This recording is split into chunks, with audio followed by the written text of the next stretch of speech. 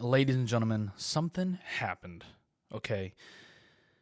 Recording this episode, my recorder ended up dying 3 times. You're going to witness that in this episode. You're going to hear me say things like, and we're back.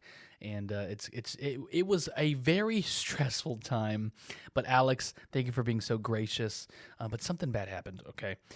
Whenever my recorder died the very first time, the audio file was deleted. So for the first 6 minutes of this episode, the audio is going to be from the camera. Alex Johnson, I just want to say I'm so sorry. I'm more excellent than this, but I just want to say technical difficulties do not stop us here at Sip&Awe. So guys, I just pray that you just bear with me for 6 minutes and hear the amazing quality from my camera. But then the audio will come back on. It's going to sound very crisp and nice. So ladies and gentlemen, please lift up your mugs and let's get ready for my buddy, Alex Johnson.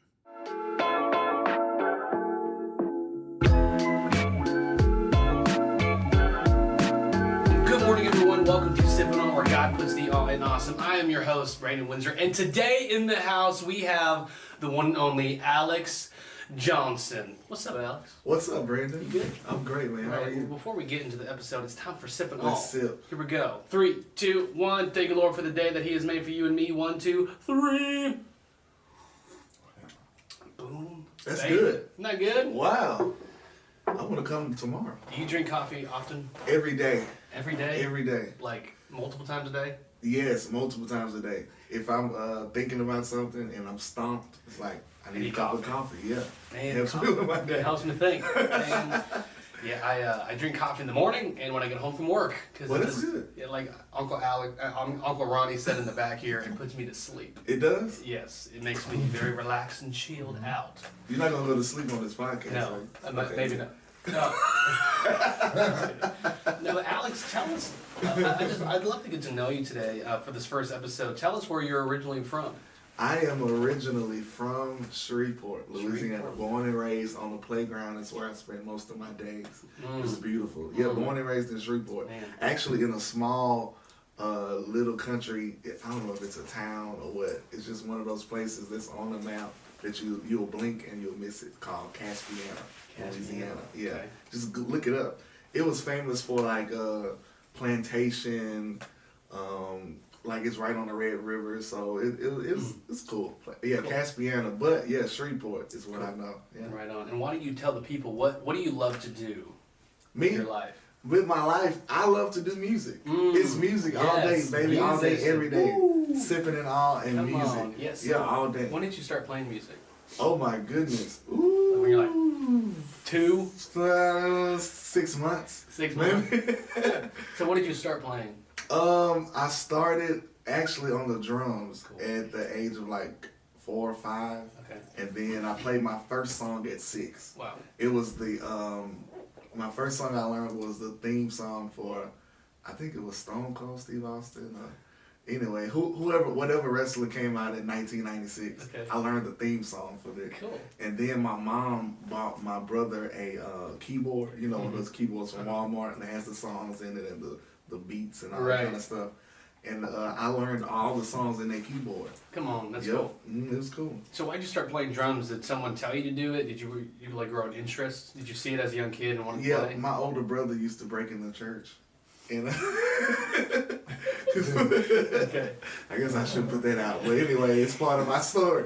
So my older brother used to break in the church, and we used to live across the street from the church. Right on. And so I used to come in just following my brother. Cool. And we used to sneak in the women's restroom window. Okay.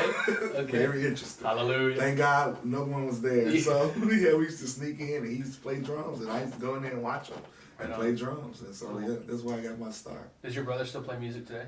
No. No. No. I'm the only one out of all my siblings who has taken music to the next level. Cool. So how many are of you in the Johnson family, siblings? It's 2 brothers. Cool. Yeah. And you were the oldest? I'm the youngest. Youngest, right on. Yeah, I'm the youngest of 3. What was that like? The baby brother. Did they pick on you all the time? No, really, I'm upset with them right now because I'm realizing that they kept a lot of stuff from me. So I'm just figuring things out. I'm like, why you didn't tell me it was like that? Like, well, we knew you were like a special child, so we didn't want you to know. I was like, okay, well, whatever. Right, that's cool. Yeah, see, me and my brother's older than me.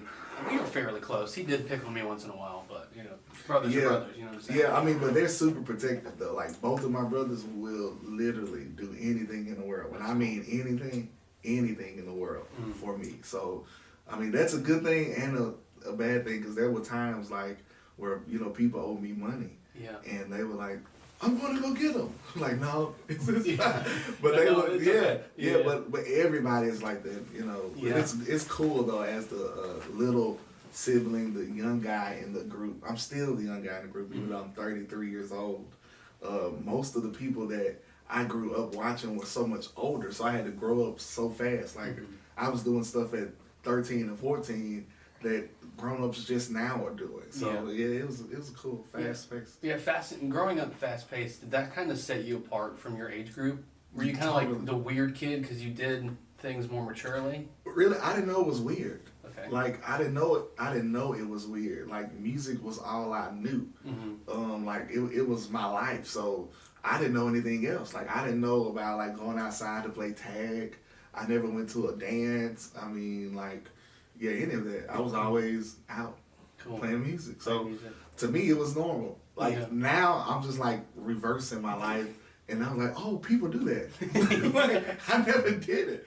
Like, what? You got to pay your cell phone bill? What? Right on, that's so cool. So you talked about how you lived across the street from a church. I'm assuming you grew up in the church? All my life. So what denomination was, like, a Baptist church? We were Baptist. Right. Like, we were Baptist. The piano was hard. It was like playing on this thing right here. It was terrible.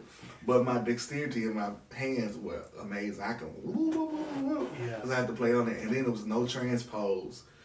Which means, like, you couldn't play in one key to play in multiple. Like, you couldn't just play in C and say you're in E or whatever. I had to play in every single key. Now, I was only good in a few keys, but I could get around in a lot. But so the piano was on one side, the organ was on the other side, and it was broke. Like, it was terrible. It had flute on it. Those organs, they had the tabs, had a clarinet. I was like, why do you need all this? And the drums were interesting. So the drums, it was only like it was a 5-piece kit, right? Tom, rack, floor tom, but it was only one cymbal. Really? We didn't have any hi-hats. Oh my God. We didn't have any hi-hats. We didn't get that until later. Now, was it a different drum? All right, we're back. Sorry about that, guys. Commercial break. We had to pay so what I was saying was, before I was rudely interrupted, was it a different drum from different kits? Like, it was like one red drum, one black drum, one purple drum. Sometimes. It all just varied. Yeah. It varied depending on what drum was broken. Yeah. So you just replaced it. Yeah. Or you just played on what was there. Yeah. So I want to talk about, like, because I love music, and I have some family members who love music. My grandpa played drums in high school. Other than that, like, my parents like music. They don't really play. So I feel like I'm like the Lone Ranger who got the music genes from my grandfather. But what has music done in your life? It saved my life. Like, in what way? In a lot of ways, because coming from where I came from, my upbringing, of course I wasn't raised in like any crazy ghetto or anything like that. Yeah. But like, it saved my life. It kept me out of a lot of trouble, and it kept me around a lot of great individuals. Like, when my uncle got off the road and I was able to play with him, I got introduced to music in a whole nother way. Uncle? Yeah, that one. Uncle Ron. Yeah. Athlete. He's triple OG. Come on. He's triple OG. So when I mean it saved my life, when I said earlier that I didn't know it was anything else to do, I didn't. Like, it kept me out of trouble. It kept me from, like, being in the streets. It kept me from following other paths, like selling drugs. I mean, it kept me in the church. It kept me focused, and it kept me around great people who cared about me. Yeah. You know what I'm saying? So it's like that extended family. And now, now music has exposed me to the world to where now I have mentors and friends all across this country and even in other countries who we built this whole family, you know what I'm saying? So music is a community, you know? Yeah. So, I mean, it does. Yeah. It works. Yeah, this might be a deep question, but is it wrong, and we can kind of talk about spiritually or naturally, is it wrong whenever life is getting the best of you to like run to music or to use music to kind of just escape from what's going on in your life? Is that like wrong? No, because you're running something. Yeah, you're going to run to something. So why not run to something that's safe? Run to something that's there. Run to something that you know will, who won't let you down. You know, when I sit down at my keyboard, and I've been doing music so long, I can tell what someone is going through. It's crazy. I mean, you can study music. That's really cool. And yeah, but if you study music like music history and all that kind of stuff, you'll notice that like frequencies and waveforms, they are real. You know, like some Sundays I can tell if you're having a good Sunday. And some Sundays I can tell, well, he got a little something going on, because music is an expression. You only express what it is that you are going through or whatever it is, however you feel. So if you're happy, you're going to play a bunch of but if you're sad, you're going to if you got a lot on your mind, you're going to play a lot of notes. If you don't have anything on your mind, you're just going to be I don't know. Yeah. but you're going to run to something for sure. That's really cool. Yeah, I ran to music and I still do. Yeah. I still cool. do. So how do you include God and music together? I know that's where worship comes in, but how do you include God with music? Well, now we're getting good. I'll take a sip. This is a good sipping moment. It's a good sip break. How do I include God in music? Man, well, practically, I just, I've always prayed and played. I've always did that. I've always prayed and I played because sometimes I didn't have words and I can just play exactly how I was feeling. It's similar to how the lady in the Bible who washed Jesus' feet with her tears and she dried it with her hair. She may not have the words to convey what she was saying or how she felt at the time, but she used what she had. And so that's what I do, I pray and I play. And then, music is spiritual. It is spiritual. Music is the only thing that can go into your soul without your permission. Wow. Yeah. It's the only thing that can go into your soul without your permission. So if you're around like rock and roll, or you'll feel those tendencies. If you're around country music, you're gonna miss your dog and your wife. If you're around rap, you're may want to shoot up the club. But if you're in worship, if you're in spiritual hymns, spiritual songs, spiritual worship, it puts you right into the presence of God. Music takes you from a place and elevates you to another. Now, however you use that, that's up to your discretion. But music, it sets the tone. Even in the Bible, I was just reading the other day. Come on. Where Elijah was doing all this crazy stuff. He was prophesying. It was cool. And then one particular instance, they called him to do something for someone who basically didn't believe. But the first thing he did, he said, well, find me someone who can play a harp. And I was like, that's interesting because they remind me of David. And I was like, whoa, that shows you the power of music. Music sets the atmosphere. Yeah. So what's cool is like Satan or Lucifer, he was the angel of music, right? Yep. He was the most beautiful angel up there. And so can you kind of speak to how the enemy can creep in with music as well? Like God can use music, but Satan can use music as well. Yeah, the enemy created music. So, we're trying to do what he created to do. Yeah. And really, Satan only came in and perverted things. Yep. He just perverted everything. Like, I feel like that's the reason why we have music with a lot of explicit language in it. Is because this is just perversion. And the way to reverse that is to just take the glory from Satan and give it to God. Right. So, that's what I feel about that. Yeah. Is it wrong for Christians to listen to secular music? Mm-mm. No? Can you speak on that a little bit? Nope, I don't think so. Why? Because music is a universal language. Now, the type of music that you listen to, I feel like could consume you and take you over. Mm-hmm. Like, I don't listen to rap music. Number one, because I don't like it. Because I don't know what they're saying. Yeah. And secondly, I don't like what they're talking about. Mm-hmm. Like, they're calling our women, crazy words that they're not Totally. supposed to be called. So I don't like it. Yeah. But I love R&B. I love old school. I love country. I love rock. And I still love Jesus. Come on. I still love Jesus. Yeah. Because music is an expression. That's almost, when people ask me this question, I ask them, I said, well, do you only listen to French music? No. No. Because music is an art. Right. Of course, it's spiritual because we are Christians. But what about the people that are non-Christians? You know what I'm saying? What about the people who don't have this revelation on Jesus? Mm-hmm. Like music is still an art. Mm-hmm. That's just like saying a painter. Well, do you only paint Christian paintings? Right. No, I'm a painter. This is what I study to do. Music is art. It's something, artistic. Come on, that's really good. It's a performance. Come on. Performing art. I asked Lance Thompson this question, and I'm curious what you think. Who's the greatest songwriter to ever live? Alive or dead? Who's the greatest songwriter right now, currently, in your opinion? Right now, Babyface. Is Babyface like, who's that? Babyface, oh my goodness. He wrote for Tony Braxton, the Boys to Men. I mean, all the R&B guys back in the day, and women. Uh-huh. Like he did a lot. Lionel Richie is an incredible writer.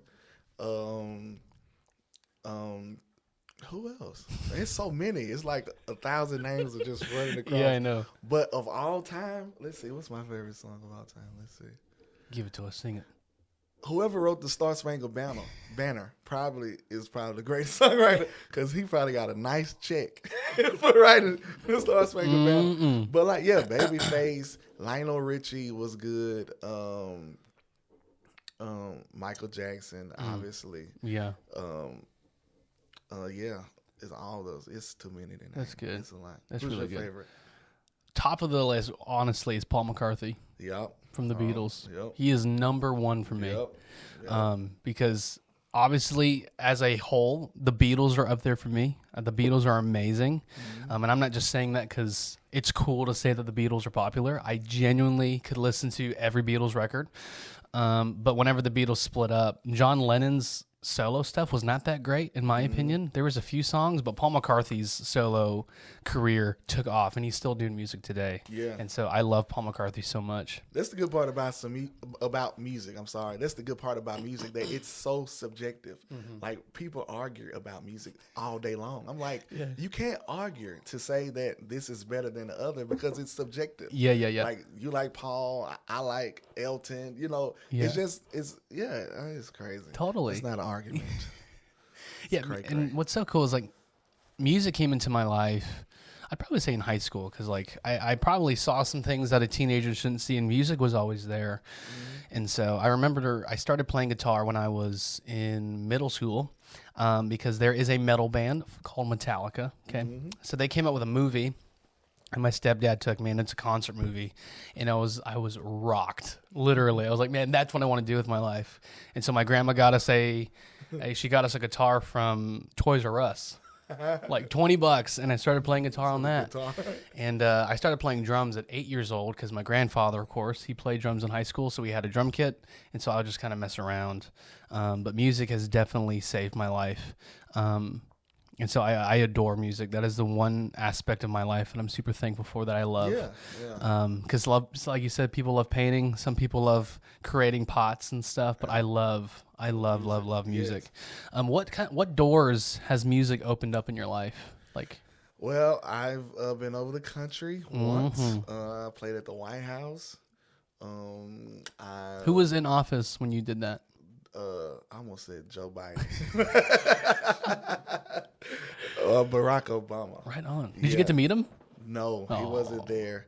Okay. We didn't meet him that time, but I played at the White House with my uncle. Cool. It was actually his project, Ron Johnson Jazz Project. He's a celebrity jazz artist and guitarist, world renowned. So we went to the White House. Earth, Wind, and Fire was good. What's Earth, Wind, and Fire? Is that like a music festival? No, that's a group. Oh, okay. It's September. You know, Pastor John's favorite song. Oh. Nice. Right on. It's opened a lot of doors. I mean, I've been to the Stellar Awards. Got a Grammy nomination. It's too much to remember. Yeah, it's opened a lot of doors. That's cool. And I've met a lot of great people. I'm going to keep saying that because I have. Yeah. A lot of great people. The Bible is right. Your gift does make room for you. Like, I've been in rooms that I didn't deserve to be in. Like, with high-end people who make decisions, you know, in the music industry. So it's been incredible. What do you think makes a good musician? They're very studious. The best musician till this day is the one who still is a student and a learner. You never stop learning. I don't care what accolades you get. You know, it's always music is always evolving and it's changing, and you can never learn it. Yeah, you can never get it because when you think you get it, there's like this 3-year-old kid who's on social media who's ripping that instrument apart. It's like, I don't know how to play it anymore. Those like, I quit. Those videos humbled me, and I'm like, man. That's why I take a social media break. Yeah. I'm done. Yeah, so in this season of your life, being teachable always, is there someone in your life, it could be Uncle Ron, but that's someone that you look up to when it comes to music, that you're like, you know that you haven't learned everything yet and they teach you, or you still learn a little bit something new from this individual? Yeah, well, I have like those close people like Uncle Ron. He's very close. Like we do it every day. And then I have other people who I haven't even met yet. They don't even know they mentor me. Cool. Because I watch and I study. I study everybody. I study everything from music to public speaking. We're back, y'all. Sorry, my stuff kept dying, so I just had to plug it in. So, praise God. You remember the question I asked you? No. I don't remember. The on-air sign is off. That's why I can't remember. That'd be kind of funny if you actually remembered. Oh, yeah. I remembered my thought now. Yeah. So we're talking about you looking up to someone that you're learning. Oh, yeah, this is a question. So when you say you study people, what are you looking for when you study? I look for how they express themselves. Okay. I look for, because most people look for chord changes or progressions or scales and all that stuff. I mean, you can get all that, but if I know what you're doing, but if I don't know why you're doing it, then I can't apply it. So I look for why someone does what they do. Yeah. Because you can show me a E chord, but if I don't know how to apply it, then you just showed me a chord that I can't use. So I try to go and study the why behind everybody. And I also study public speaking. Very good. I study public speaking because it is an art. It really is. It's hard. Yeah. It's not hard, but if for someone who doesn't know the art of public speaking, they don't know how to express. They don't know dynamics. And so I listen to how people talk. And even when they play, when they a crescendo and when they decrescendo, I listen to when they don't say anything. Yeah. Because there's as much power in silence as there is in noise. There's a whole rest and then there's a whole note. Equal value, just as powerful. See what I'm saying? Yeah. So a whole note is just 4 counts. 1, 2, 3, 4. That sound for 4 counts. 1, 2, 3, 4. Whole rest is nothing. It's equal as powerful. So knowing when to play, when not to play, when to speak, when not to speak. I learn from anything. Yeah, I think the best public speaker that I know to date that I get to watch minister is Pastor Denny Duran. Yeah. He is a really good speaker. Good. He just knows how to articulate what he's saying, and he knows how to rise to get the point across. He knows when to be quiet and subtle and stop speaking, so his last point just hits. I love watching Pastor Denny speak. And what's kind of cool that you said that, because I'm learning too how to be a better speaker because of, one, the show, Yes. and you know, being in ministry. I think learning how to be better at what you're doing is the best way to live, right? right. Always being teachable. That's right. And so for the last 5 minutes, Alex, do you have any like resources that the listeners can look up, listen to your music, follow you on Instagram, follow you on YouTube or anything? Yeah, YouTube is Alex Johnson. Facebook is official Alex Johnson with an underscore at the end. And Facebook is Alex Johnson as well. And Everything's just Alex everything Johnson. is Alex Johnson. Yeah, So if that's funny. If you type that in, you'll find it. Right It's on. Incredible. Cool. And thank you for coming on the show. Thank you I'm for having me. super thankful that you came on. And I have the privilege to sit under Alex's leadership when it comes to worship. And I love the way that you teach, because there's been moments where I have like the chord sheet out. You're like, no, put that away. Like, feel it. Music's a feeling, right? It's not notes. And so I absolutely love those moments. It's like, okay, so one, how does the Lord want me to convey this song to the congregation, right? And so it's really cool how music can minister the gospel, right? And one of my favorite quotes is, minister the gospel, and then when appropriate, use words, right? So like our countenance in our life, and even too, like we can apply that to music. Let your music minister the gospel, and then when appropriate, use words, because like you said, sometimes we don't have the words to, you know, so it's really powerful. Yeah, absolutely. But thank you guys for tuning in to Sip&Awe. You can now like and subscribe on YouTube. You can now follow me on Instagram, and you can become a Patreon member for $5 a month. But if that's too expensive for you, you can just donate once and buy me a cup of coffee. But thank you for tuning in, and don't worry, Alex Johnson is coming back for one more episode. We'll see you guys soon.